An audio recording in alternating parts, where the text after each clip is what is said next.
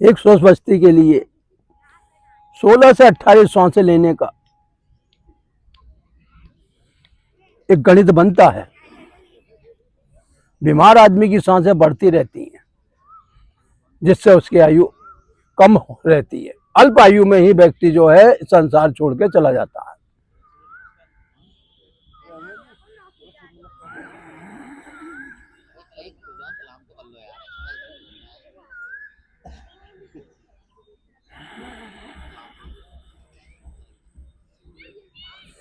योग हमें जीना सिखाता है।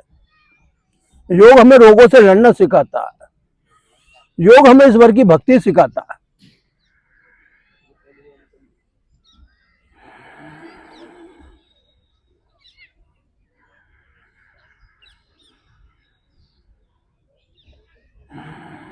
योग से शरीर निरोग होता है। योग करने से आया हुआ संकर मनुष्य का। वकील साहब, ये बहुत बढ़िया चीज है जो मैं आपको सिखाता हूँ। देखिए कितने लोग शांत रहते हैं। एक आप लोगों की आदत अब तक बढ़िया नहीं बन पाई, इसी वजह से मैं परेशान रहता हूँ। मेरी परेशानी कारण एक ये भी है।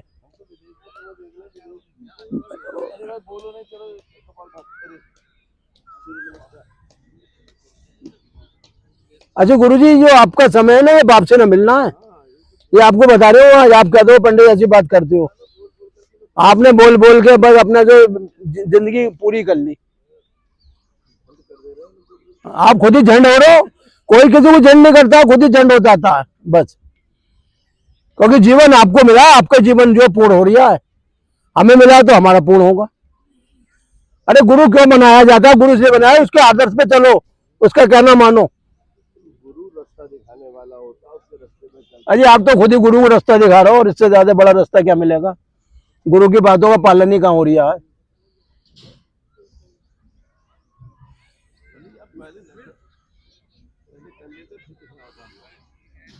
अरे मैं तो भैया, अब मैं क्या बताऊं, आप लोगों को टाइम ही नहीं है।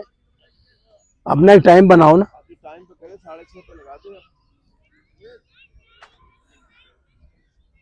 वो 1 घंटे मौन हो गए योग करना, और फिर देखना आपका जीवन कहाँ पहुंचेगा। और हफ्ते में 2 दिन शरीर की मालिश करो। आप अपने को अभी क्यों कमजोर समझ रहे हो, ये बताओ।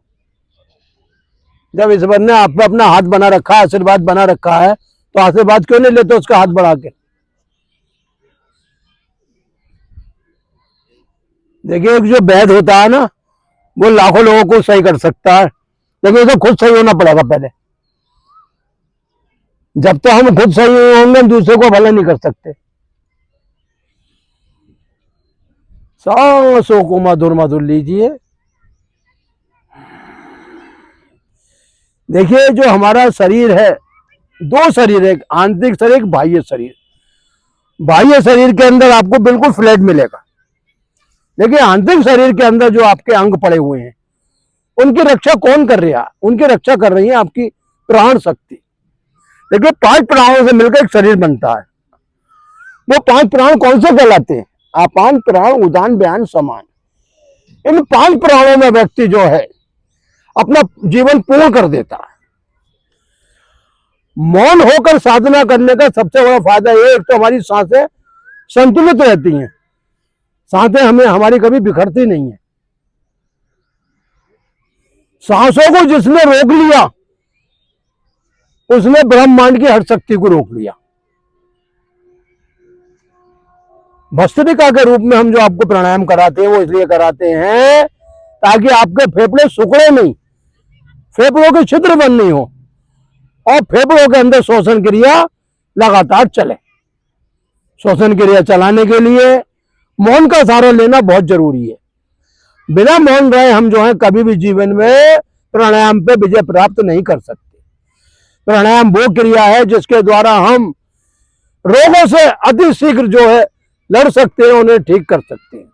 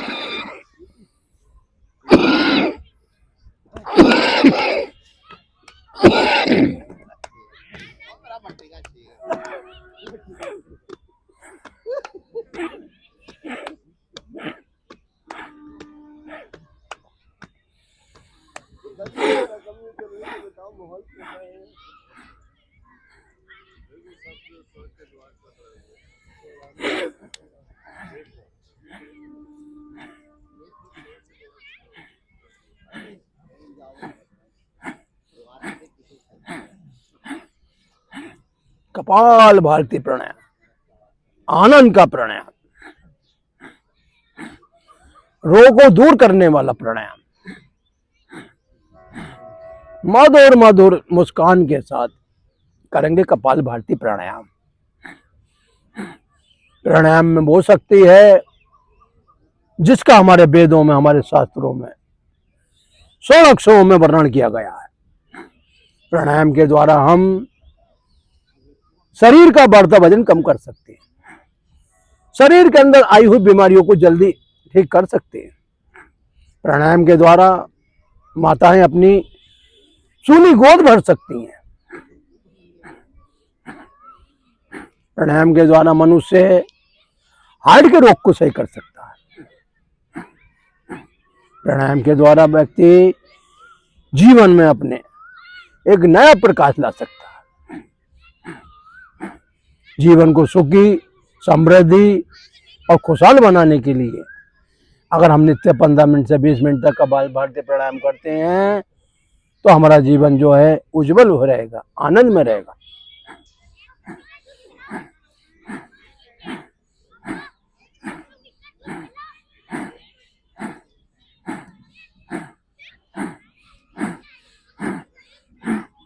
मनुष्य के अंदर जो 7 चक्र हैं, जिसमें मेन चक्र मूलाधार चक्र है, उन्हीं चक्रों में मनुष्य का आना जाना लगा रहता है।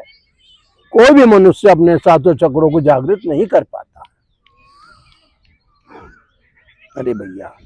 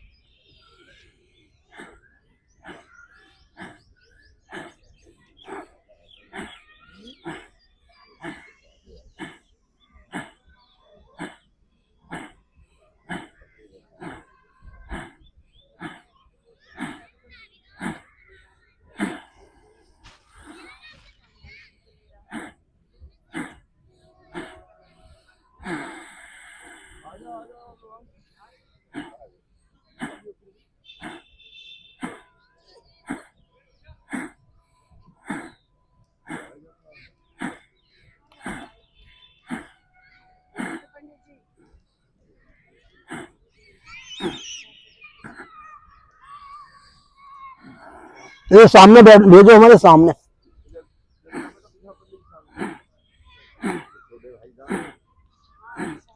ये मंदिर ये पढ़ते हैं तो मैं मांझना है अभी।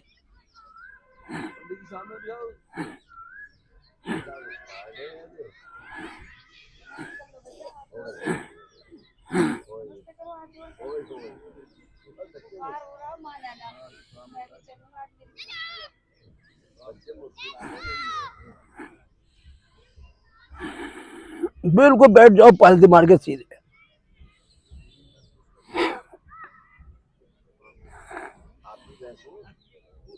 लगाओ उस प्रभु का ध्यान।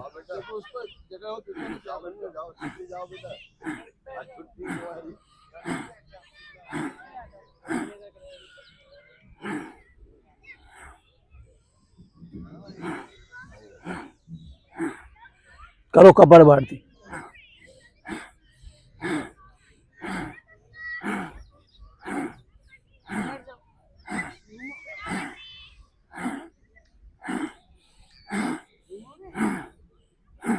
दृष्टि नासिका के ऊपर रखनी है बिल्कुल, और जितनी देर प्राणायाम करा जाए उतनी देर अंतर की तरफ रहना। हमें अंतःकरण का ध्यान करना, बाह्यकरण का नहीं, क्योंकि रोग जो है वो हमारे अंतःकरण में।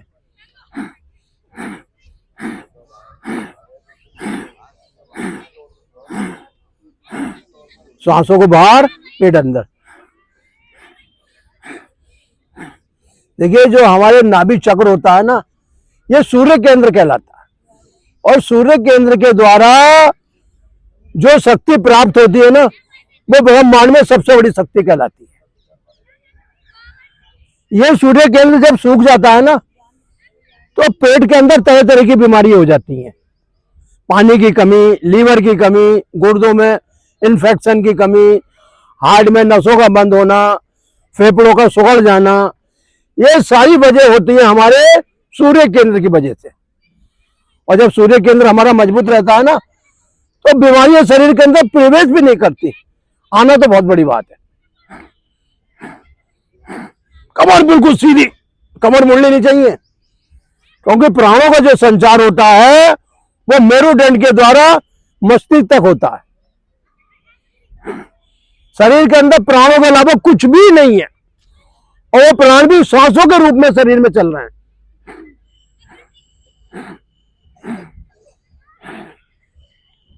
कितनी भी विकट परिस्थिति आ जा, धैर्य नहीं छोड़ना है, घबराना नहीं है, विचलित नहीं होना है, क्योंकि जन्म और मृत्यु जो है वो ईश्वर के अधीन है। और ईश्वर कौन है? हमारी प्राण शक्ति।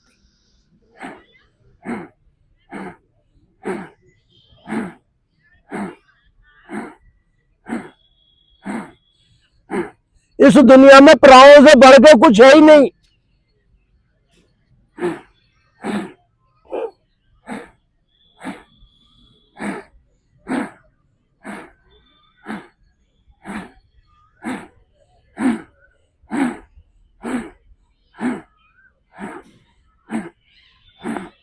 ध्यान मूलाधार चक्र, जहां से बीमारियों की शुरुआत होती है, यानी कि मल द्वार में गुदा चक्र में 1.5 इंच ऊपर जो है हमारा मूलाधार चक्र रहता है, जिसके अंदर भय, डर, रोग सब छुपे रहते हैं। उस डर और भय को शरीर से बाहर करना है।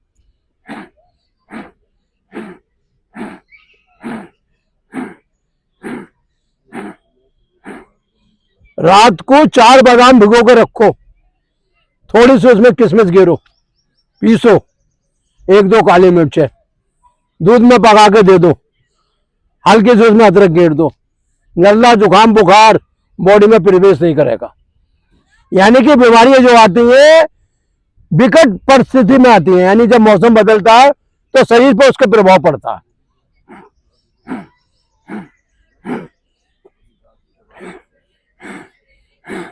कपाल भारती पे विशेष ध्यान देना है, क्योंकि कपाल भारती ही पैनक्रियाज को मजबूत करता है, इसी से शुगर कंट्रोल होती है।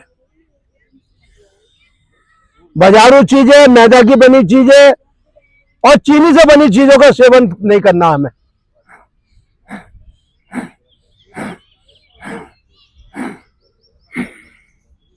देखिए वैद्य किसे कहते हैं? वैद्य उसे कहते हैं जो प्रकृति के द्वारा उपयोगी वनस्पतियों को, जड़ी बूटियों को सही दिशा में पीस के उसकी दवाई बना के मरीज को पहुंचा दे। और वैद्य बनता है अध्ययन से और अभ्यास से।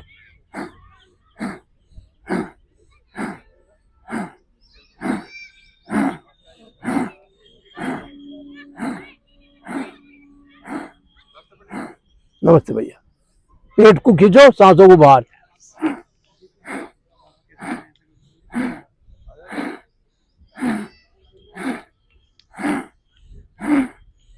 पेट पूरा अंदर चिपकना चाहिए, मिलना चाहिए, सांसें पूरी बाहर आनी चाहिए।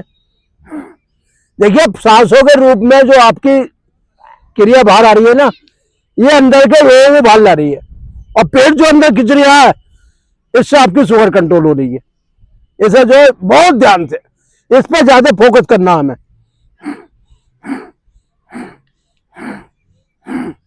मोबाइल, टीवी इसे बिल्कुल नहीं चलाना है। इसका जो असर पड़ता है हमारे मस्तिष्क पे पड़ता है, और मस्तिष्क का असर हमारी बॉडी पे पड़ता है।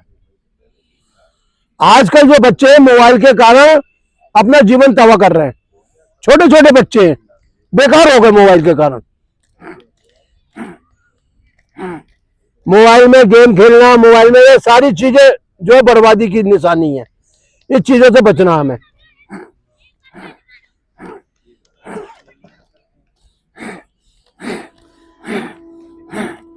अब से 100 साल पहले मोबाइल नहीं था, आदमी जीता था, लेकिन आज आदमी आज मोबाइल का गुलाम हो गया। मोबाइल के बिना उसे रोटी भी अच्छी नहीं लगती।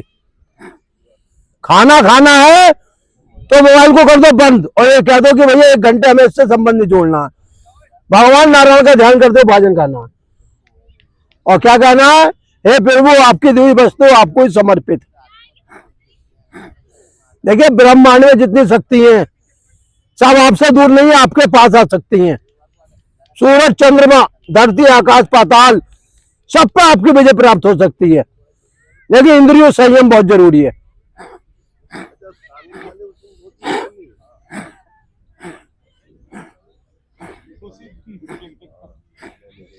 किसे बेटे पेट अंदर, श्वास से बाहर, पेट अंदर।